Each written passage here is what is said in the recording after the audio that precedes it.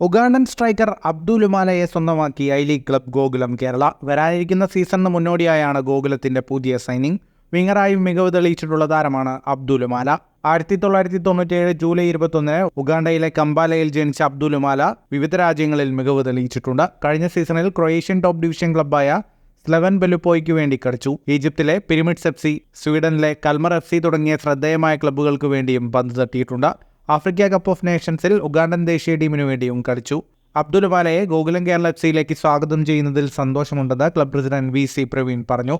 വിങ്ങുകളിലെ ലുമാലയുടെ വേഗതയും ചടുലതയും സർഗാത്മകതയും ഗോകുലത്തിന്റെ ആക്രമണശേഷി വർദ്ധിപ്പിക്കും. താരത്തിന്റെ അന്താരാഷ്ട്ര അനുഭവവും അർപ്പണബോധവും ഈ സീസണിൽ കൂടുതൽ ഉയരങ്ങൾ നേടാൻ ഗോകുലത്തെ പ്രചോദിപ്പിക്കുമെന്നും VC പ്രവീൺ പറഞ്ഞു.